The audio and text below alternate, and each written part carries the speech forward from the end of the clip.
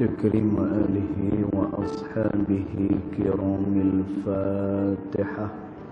أعوذ بالله من الشيطان الرجيم. بسم الله الرحمن الرحيم. الحمد لله رب العالمين.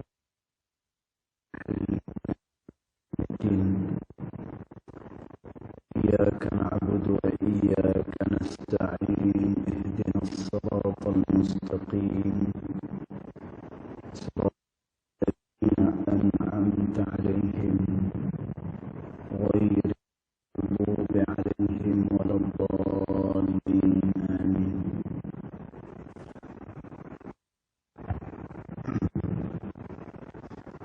السلام عليكم ورحمة الله وبركاته. الحمد لله والصلاة والسلام على رسول الله سيدنا محمد بن عبد الله وعلى آله وصحبه ومن والاه. أشهد أن لا إله إلا الله وأشهد أن محمدا عبده ورسوله. اللهم صل وسلم على سيدنا محمد عبدك ورسولك النبي الأمي وعلى آله وصحبه وبارك وسلم. ثم أقول رب اشرح لي صدري ويسر لي أمري واحلل عقدة من لساني يفقه قولي أما بعد. قال الله سبحانه وتعالى في تنزيله: لقد كان لكم في رسول الله أسوة حسنة. صدق الله العظيم. ربي أدخلني مدخل صدق وأخرجني مخرج صدق واجعل لي من لدنك سلطانا نصيرا. إلهي أنت مقصودي ورضاك مطلوبي، فأعطني محبتك ومغرفتك يا أرحم الراحمين. Alhamdulillah, yang pertama-tamanya kita merafakkan kesyukuran kehadirat Allah Subhanahu wa ta'ala, yang mana dengan limpah kurnianya, dengan rahmatnya, alhamdulillah kita masih lagi diberikan kesempatan, ruang dan juga peluang oleh Allah Subhanahu wa ta'ala untuk sekali lagi kita dapat bersama-sama di dalam rumah Allah. Mudah-mudahan salat, zikir dan doa kita akan diterima pada sisi Allah Subhanahu wa ta'ala. Allahumma amin. Tuan-tuan, puan-puan dirahmati Allah sekalian, kita sambung lagi pada ibarat yang berikutnya daripada kitab Adab Sulukil Murid yang dikarang oleh Al-Imam Al-Habib Abdullah bin Alawi Al-Haddad rahimahullahu ta'ala.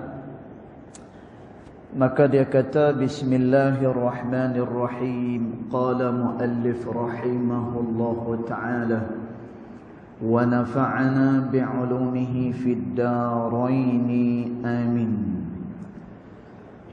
Dia kata: wal yubaligh fi tanqiyati qalbihi alladhi huwa mawdi'u nazari rabbih. Dan hendaklah dia benar-benar menyucikan hatinya, kerana hati itu dia adalah tempat pandang Tuhannya. Dan kita dah terang benda ni. Seseorang insan dia mesti kena menyucikan jiwa dia, hati dia. Kerana dekat situlah tempat pandang Allah, dan juga Allah menimbang manusia adalah daripada hatinya. Dan kita dah sebut Ada orang yang beramal dengan amalan yang besar sekalipun tak diterima oleh Allah, kerana dia tidak ada keikhlasan. Bila kata ikhlas, dia adalah perbuatan hati. Dan ulama menyatakan, sebagaimana yang kita dah terang, ulama menyatakan bahawa ibadat yang dilakukan oleh manusia itu terbahagi 3. Yang pertamanya adalah daripada perbuatan tubuh badannya. Ini yang pertama, tuan-tuan. Makna daripada tubuh badan ni adalah apa-apa yang dilakukan oleh anggota tubuh badan kita. Tangan pi tolong orang, kemudian kaki dia pi menuju ke tempat-tempat baik. Tuan-tuan, ni semua adalah daripada ibadat tubuh badan. Kemudian dia ada satu lagi, iaitulah ibadat dia daripada lidah dia. Tuan-tuan, apa yang disebut daripada perkara kebaikan, zikir, doa, nasihat, semuanya itu adalah ibadat lisan. Kemudian yang ketiganya adalah ibadat hati. Tuan-tuan, ibadat hati inilah dia ikhlas dengan Allah, hati ini senantiasa hadir dengan Allah. Maka kata ulama, tiga bahagian ini yang perlu sangat untuk dijaga adalah pada ibadat hatinya. Kerana bermula daripada hatilah, maka segala amalan itu kalau dia dilakukan kerana Allah, maka diterima. Kalaulah amalan itu bukan kerana Allah, nampak tak tuan-tuan? Ni adalah daripada hati kita. Tuan-tuan, kata Nabi SAW, kam min amalin suratuhu suratud dunia. Berapa banyak amalan yang nampak macam amalan dunia, tetapi dia dibalas pada hari akhirat. Tuan-tuan, dia nampak amalan dunia, tetapi dia dibalas pada hari akhirat. Pasal apa? Kerana hati dia. Dan Nabi SAW kata, berapa banyak amalan yang nampak macam amalan akhirat, tetapi di akhirat esok tak dibalas oleh Allah. Maknanya tak diberikan kebaikan oleh Allah. Dan tuan, pasal apa? Juga adalah berpunca daripada hati seseorang. Maka kerana tu Al-Imam Al-Haddad rahimahullahu ta'ala dia kata, maka hendaklah dia bersihkan hati dia, kerana hati adalah tempat pandang Tuhan dia. Baik, dia kena bersihkan daripada apa? Minal maili ila syahawatid dunia. Dia kena bersihkan hati dia daripada cenderung kepada syahwat-syahwat dunia. Maknanya keinginan dunia. Dan tuan, dunia ni dia ada bahagian yang tercela dan juga ada bahagian yang dipuji. Dan tuan, dunia bahagian yang tercela adalah bila mana seseorang dia mengambil dunia lalu dia melupakan akhirat. Dan tuan, kalau dia buat pada dunia macam tu, maka ini adalah bahagian dunia yang tercela. Tapi kalau dia mengambil dunia sebagai jambatan ke negeri akhirat, dan tuan, ini merupakan bahagian dunia yang terpuji. Kerana tu kata Nabi SAW, ada dua golongan yang boleh untuk kita rasa iri hati dengan mereka. Tuan-tuan, siapa dia dua golongan ni? Dua golongan ni kita boleh iri hati dengan dia. Biasanya iri hati ni tak boleh. Tuan-tuan, tapi dengan dua golongan ni dia boleh untuk iri hati. Tuan-tuan, tapi kita kena faham, iri hati dekat sini kerana kita nak menyamai mereka, bukan kita nak nikmat yang ada pada mereka tu dihilangkan. Bukan macam tu. Tuan-tuan, siapa dia dua golongan ni? Pertama, kata Nabi SAW, orang yang didatangkan dengan ilmu lalu ia beramal dengan ilmu dia. Tuan-tuan, jenis ni kita boleh iri dengan dia. Tapi iri yang macam mana? Kita iri, kita pun nak menyaingi dia di dalam mengamalkan apa-apa ilmu yang kita dengar.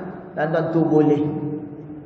Kemudian golongan yang kedua, orang yang diberikan harta oleh Allah, kemudian dia menginfakkan hartanya pada jalan Allah.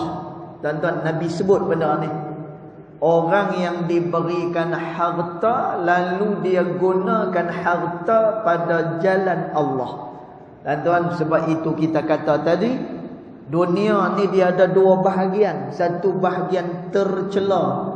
Tuan-tuan, sebagaimana yang disebut oleh Nabi SAW, ad-dunya mal'unah. Dunia itu dilaknat oleh Allah Subhanahu wa ta'ala. Tuan-tuan, laknat macam mana? Orang yang mengambil dunia melupakan akhirah. Tuan-tuan, ni bahagian dunia hak yang tidak elok. Tapi kalau dia mengambil dunia untuk jambatan ke akhirat, tuan-tuan, malah orang yang diberikan dengan kekayaan harta, kemudian dia jadikan harta itu untuk mendekatkan diri kepada Allah, tuan-tuan, dia telah pun mendapatkan nikmat yang begitu besar daripada Allah Subhanahu wa ta'ala. Tuan-tuan, kita tengok seumpama dengan Imam Malik rahimahullahu ta'ala. Tuan-tuan, Imam Malik ni dia kaya. Tuan-tuan, tak semua kaya itu dicela. Kaya yang dicela macam kita sebut tadi, dahlah kaya, kemudian tak reti bersyukur kepada Allah, yang ni tercela. Tuan-tuan, dia kaya, dia lupa kepada Allah Subhanahu wa ta'ala, yang ni tercela. Tuan-tuan, dia kaya, dia gunakan kekayaan kepada perkara-perkara maksiat kepada Allah, yang ni tercela.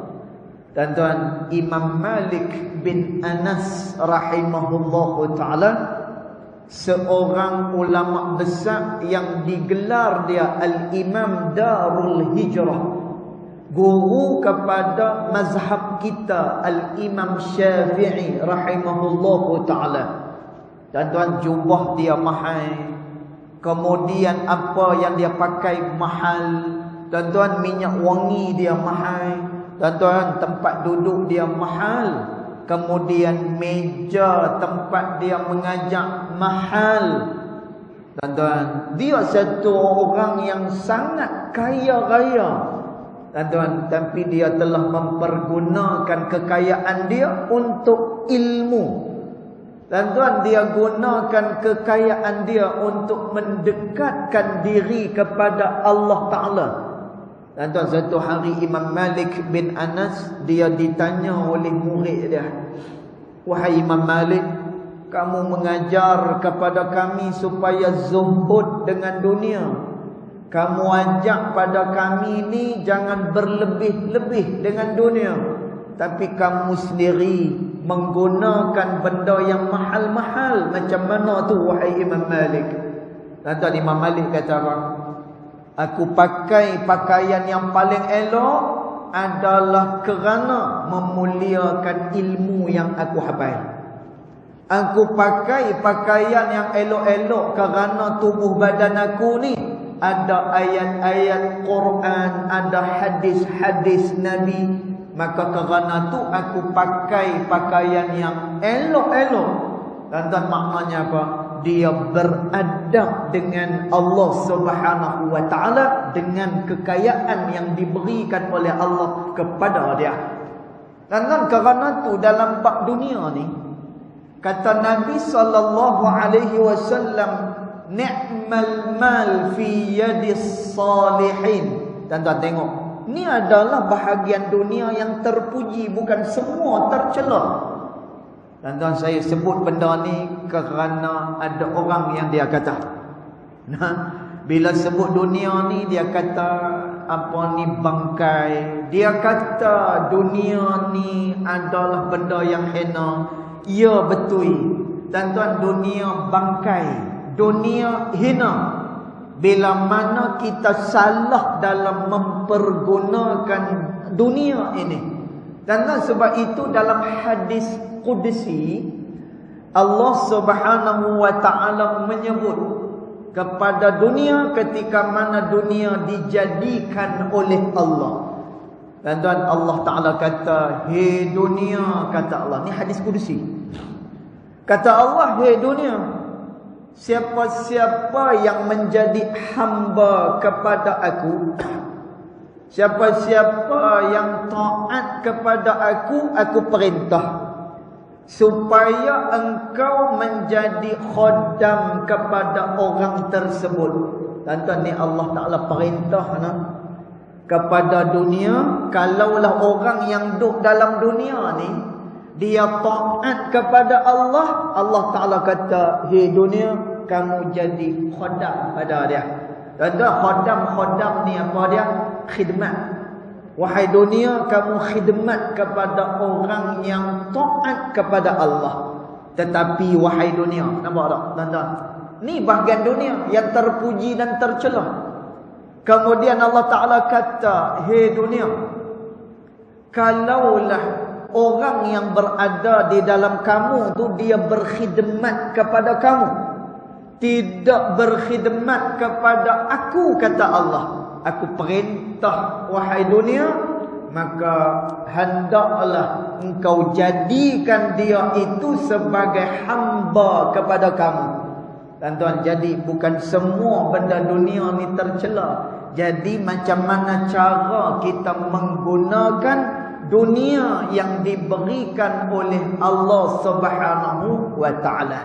Maka kerana tu kata Imam Al-Haddad rahimahullahu ta'ala, jaga hati tu, jangan sampai dia cenderung kepada syahwat-syahwat dunia. Yang mana? Yang tercela, sebagaimana hak yang kita sebut tak ni. Tuan-tuan, memang dunia ni dia punya kesan dia sangat-sangat. Kata Allah Subhanahu wa ta'ala, "Bal tu'thirunal hayatad dunya wal akhiratu khairun wa abqa." Bahkan kamu lebih cenderung, kata Allah, bahkan kamu lebih terkesan, kata Allah, dengan dunia berbanding dengan akhirat yang lebih kekal, kata Allah Subhanahu wa ta'ala. Tuan-tuan, kesan dunia ni dia begitu besar. Sebab itu Qarun, masa dia miskin, dia selalu bermunajat kepada Allah Subhanahu wa ta'ala. Ni Qarun. Tuan-tuan, Qarun masa dia miskin, tiap-tiap hari dia akan bermunajat dengan Allah Subhanahu wa ta'ala. Dan dia bersahabat baik dengan Nabi Allah Musa alaihi salam. Tapi bila mana dia diberikan kekayaan oleh Allah Subhanahu wa ta'ala, akhirnya dia terlupa siapa dia dahulu. Dan dia terlupa untuk bersyukur kepada Allah. Sehinggalah Qarun ditenggelamkan oleh Allah sekali dengan harta dia. Tuan-tuan, asal orang yang selalu bermunajat dengan Allah, asal orang yang bersahabat dengan Nabi Allah Musa alaihi salam. Tuan-tuan, tapi bila diberikan dunia, akhirnya dia lupa dan kufur kepada Allah Subhanahu wa ta'ala. Tuan-tuan, sebab itu dalam Al-Quran, kata ulama, antaranya yang disebut oleh Al-Imam Ibn Kathir rahimahullahu ta'ala. Tuan-tuan, kata Imam Ibn Kathir, kalaulah kamu buka di dalam Al-Quran, banyak cerita tentang apa? Tuan-tuan, Quran ni kalau kita baca dia, kita tengok Quran ni, dia lebih banyak cerita tentang apa? Tuan-tuan, ulama kata Allah lebih banyak menceritakan soal akhirat berbanding dengan soal dunia. Tuan-tuan, ulama kata pasal apa Allah Ta'ala dia banyak menceritakan soal akhirat berbanding dengan soal dunia? Kerana manusia memang berminat dengan dunia, satu. Dan yang kedua, Allah Ta'ala kata, kalaulah diberikan dunia kepada manusia, manusia reti nak buat apa dengan dunia ni. Dan kita biasa dengar kan, orang ni pelajaran tak tinggi. Dan kita biasa dengar, ada orang ni dulu dia adalah orang yang tak sukses di dalam perniagaan dia. Tapi tuan-tuan tengok, sekali dia bangkit, sekali dia berusaha, kejayaan dia melebihi daripada orang yang belajar tinggi. Betul tak? Kan? Orang ni dia tak belajar tinggi, tapi dia punya kejayaan melebihi daripada orang yang belajar tinggi. Masya Allah. Tuan-tuan, dia reti untuk buat dunia, kata Allah Subhanahu wa ta'ala. Tuan-tuan, tapi bab akhirat ni, tuan-tuan tengok bab akhirat. Tengok jangan. Kan? Ni tak lama lagi nak nisfu Sya'ban, gaduh dah. Nanti nak nisfu Sya'ban, gaduh dah. Gaduh apa dia? Malam nisfu Sya'ban tak ada hadis. Malam nisfu Sya'ban bid'ah. Malam nisfu Sya'ban itu dan ini. Tuan-tuan tengok, nanti ada pro dan juga kontra. Tengok, malam tu saja, hari tu saja, malam nisfu Sya'ban. Tu tak kira lagi hak yang malam Jumaat baca Yasin, tu tak kira lagi. Tuan-tuan, Masya Allah. Jadi kerana itulah kata Imam Ibn Kathir, kenapa di dalam Al-Quran lebih banyak menceritakan soal akhirat?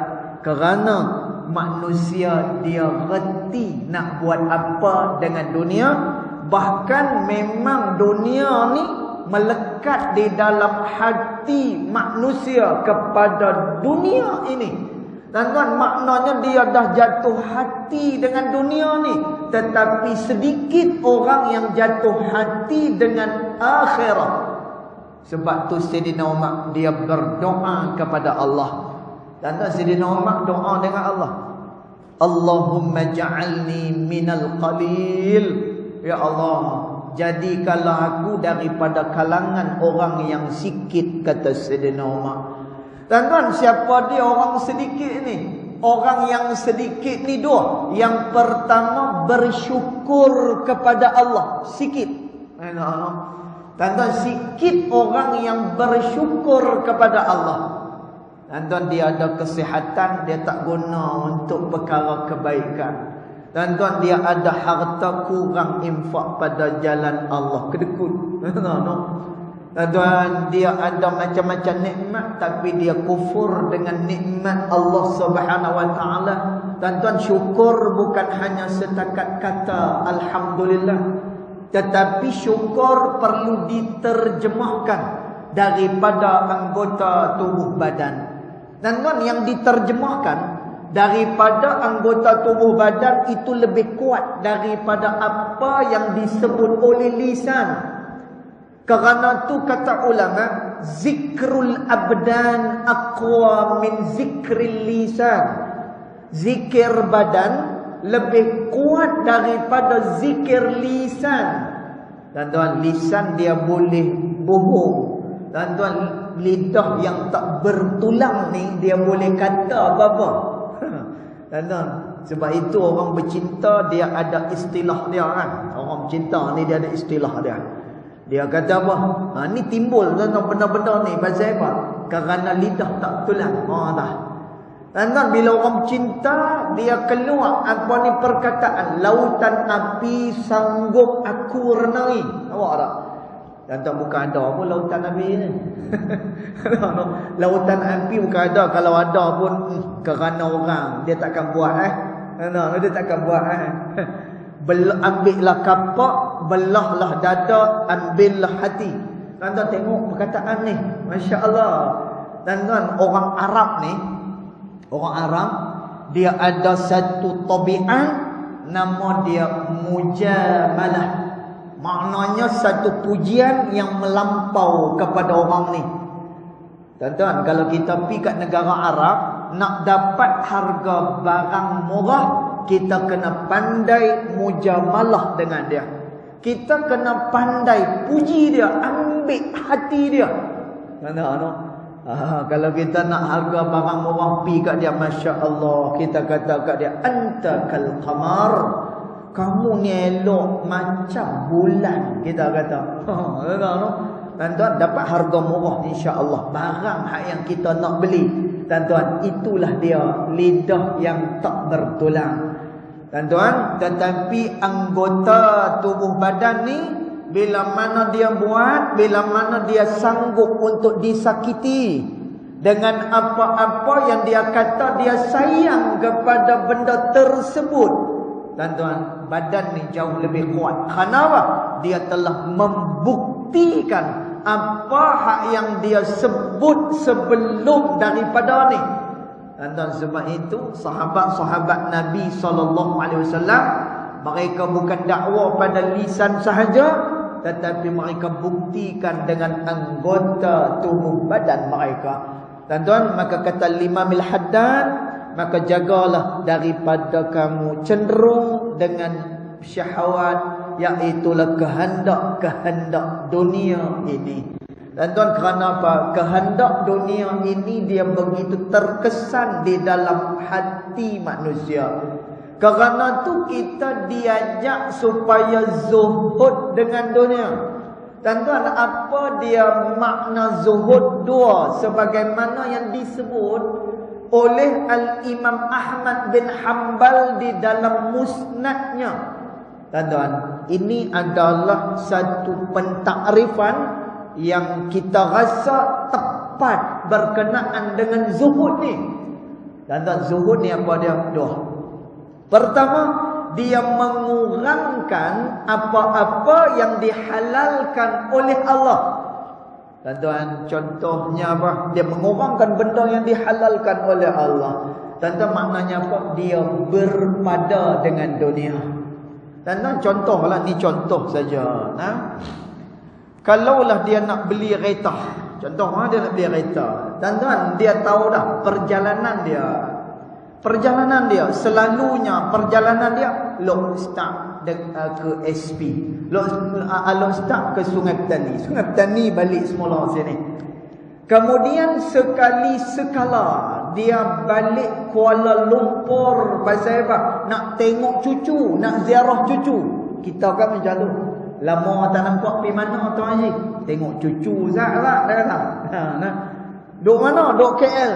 Oh, semua anak duk dekat KL. Tuan-tuan, kalau start dia nak pergi KL, kita ambil lah tempoh yang paling lama 6 jam daripada sini ke KL.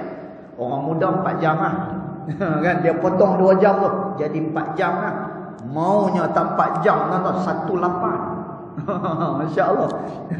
Kereta 2.4 18 pun 4 jam. Masya Allah, tabarakallah. Tuan-tuan, maksud zuhud yang pertama berpada dengan yang dihalalkan oleh Allah. Tuan-tuan, bila mana dia tengok kegunaan dia harian, kalau start Sungai Petani balik semula. Sekali-sekala keluar daripada Kedah, tu pun PKL ya. Tuan-tuan, perlukah dia beli kereta Velfire? Perlukah dia beli kereta Alphard?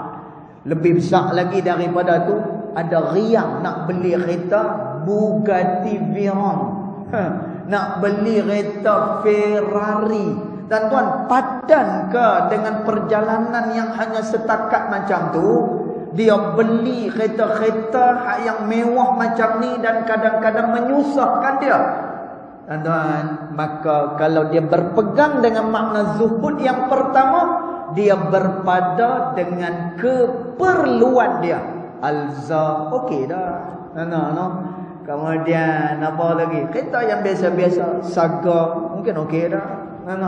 Kemudian apa lagi? Setakat dia 2 orang beli Myvi hak yang baru tu, ambil 1.5 contohnya.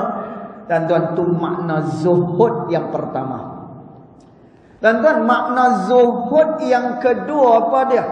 Kata Imam Ahmad bin Hanbal, makna zuhud yang kedua adalah tidak cinta kepada dunia ini. Dia langsung dunia ni tidak ada dalam hati dia. Dunia hanya berada pada tangan semata-mata. Tuan-tuan, dia nak pakai mes, pakai, dia nak pakai Velfire saja nak beli pi lah. Tuan-tuan, dia nak beli Alphard, beli pi lah. Tuan-tuan, tapi semuanya ini tak masuk di dalam hati dia. Tuan-tuan, dia hanya berada di tangan. Calak ke apa ke, orang nak pakai, ambil. Tak payah pulang pun tak apa. Macam tu. Tuan-tuan, tapi jaranglah ada orang yang macam tu. Tak payah pulang pun tak apa. Tuan-tuan, nak ceritanya apa?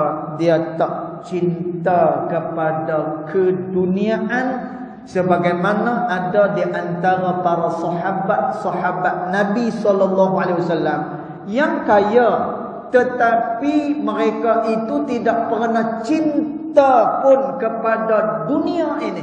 Seumpama dengan Sayyidina Umar radhiyallahu anhu wa arda. Dan tu Sayyidina Umar satu hari dia pergi melawat kebun-kebun dia. Dia pergi melawat kebun. Tuan-tuan, menyebabkan dia terlewat, bukan tinggal sembahyang, tuan-tuan, terlewat.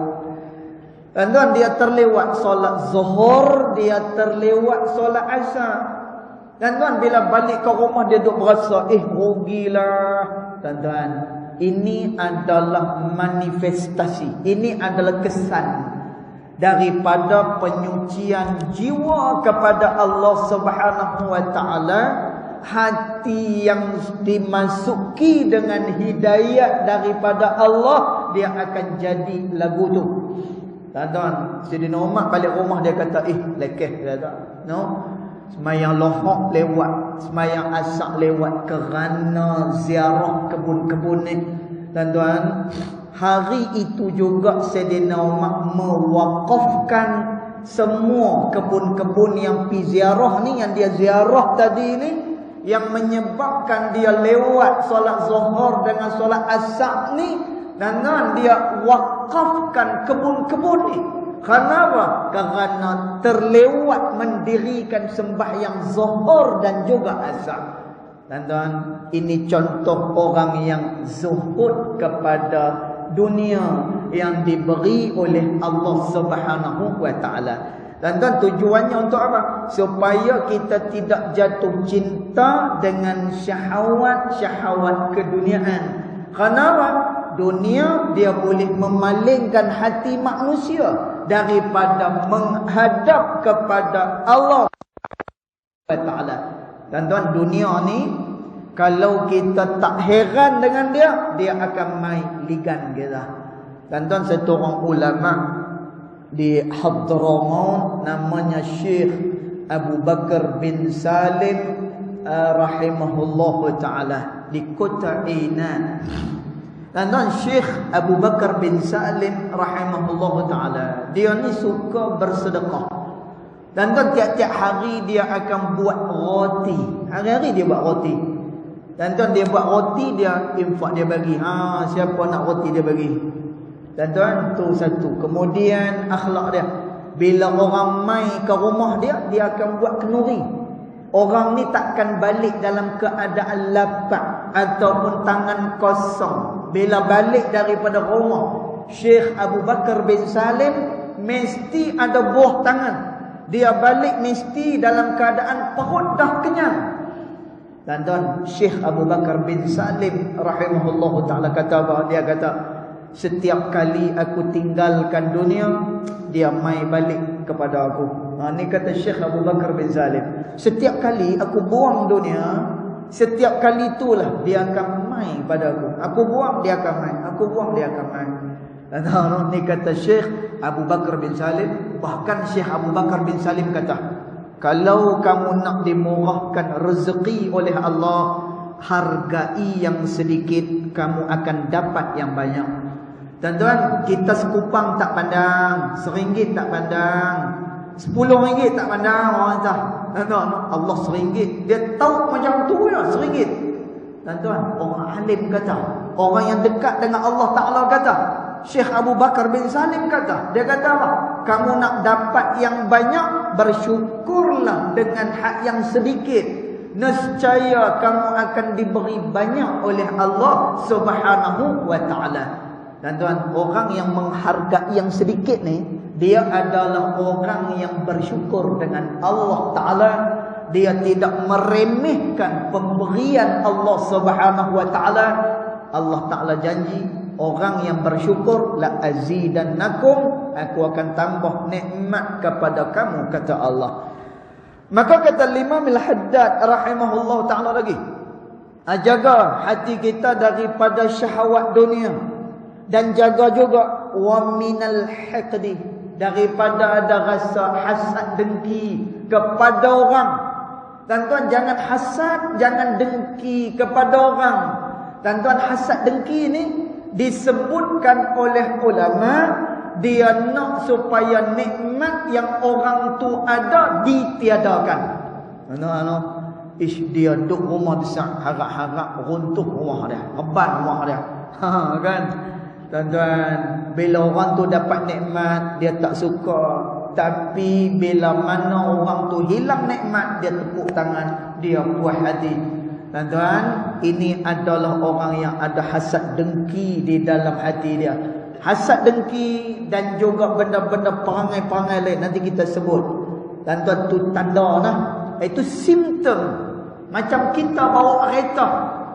Bila kita bawa kereta, tiba-tiba ada bunyi. Tek, tek, tek, tek, tek, tek, bunyi kan. Ataupun enjin kasar, baru je tukar minyak hitam, tapi bunyi kasar. Dan tiba-tiba ada bunyi yang tak sedap. Kita bawa kereta pun tak sedap. Kita bawa kereta, pasal ada bunyi-bunyi ni. Tuan-tuan, ni simptom nak tunjuk kata enjin bermasalah. Tuan-tuan, tu perkara zahiriah. Kalau perkara dalaman ni, hati ni, tanda simptom bahawa hati kita tak elok. Tuan-tuan, bila hati tak elok, kena rasa hina lah. Tuan-tuan, bila kata hati ni ada simptom dia berpenyakit, tuan-tuan, jangan kita pilayan. Kita kena perbaiki hati itu. Kenapa? Orang yang hati tak elok ni, maknanya dia adalah orang yang hina dina pada sisi Allah Subhanahu wa Ta'ala. Tuan-tuan, maka orang yang ada hasad dengki ni, dia nak macam mana? Nikmat yang ada pada orang tu dihilangkan. Tak mau, dia tak mau tengok orang ni ada nikmat. Tuan-tuan, ada ancaman daripada Nabi SAW. Al-hasadu yakulul hasanat. Hasad dengki ni, dia akan memakan, dia akan memusnahkan semua amalan-amalan kebaikan yang dilakukan oleh manusia kepada Allah Subhanahu wa Ta'ala. Wal'iyazubillah. Tuan-tuan, ni hasad dengki ni, kata Nabi SAW, kalau adalah sifat ni dalam hati kita, ada sifat ni, tuan-tuan, maka dia memusnahkan semua kebaikan yang dilakukan oleh kita kepada Allah Subhanahu wa Ta'ala. Dan tuan, itu akibat daripada penyakit hasad dan juga dengki. Dan tuan, bahkan orang yang ada hasad dengki ni, pandangan aura mata dia berbahaya. Kenapa? Gelombang pandangan mata dia dimasuki unsur-unsur syaitan dan juga iblis yang dilaknat oleh Allah. Tuan-tuan, biasa dengar tak nama sihir ain? Biasa dengar sihir ain kan? Sihir ada banyak sihir. Ada sihir farq, ada sihir memisahkan antara suami dan isteri. Tuan-tuan tengok nah, kalau ada anak cucu kita masuk rumah ya, berjumpa ya, dia jadi tak serasi, bergaduh sana sini, benda kecil pun nak diperbesarkan. Tuan-tuan, ni tanda sihrul farq, iaitu sihir pemisah, nak memisahkan antara suami dan juga isteri. Tuan-tuan, dia ada sihir, nama dia Sihrul Ain, yang itulah sihir daripada pandangan mata. Kata Nabi sallallahu alaihi wasallam, al-ainul haq, kata Nabi. Ain itu benar, kata Nabi. Ain itu, kata Nabi, kalaulah unta berada di atas bukit, di atas gunung, dengan ain itu unta ni dia boleh jatuh ke bawah. Dan kita tak perasan, kadang-kadang kita mungkin terkena sihir ain. Dan kadang-kadang tiba-tiba balik sakit, tiba-tiba sakit. Dan benda ni berlaku dan pernah berlaku kepada Sayyidina Hasan, iaitulah cucu kepada baginda Nabi Muhammad sallallahu alaihi wasallam. Lalu Nabi sendirilah yang merawat Sayyidina Hasan radhiyallahu anhu wa ardah bila mana dia terkena ain. Dan tuan, ain ni apa dia? Ain ini adalah pandangan yang mana dia pandang seseorang kerana dua perkara. Pertama, dia kagum dengan orang ni.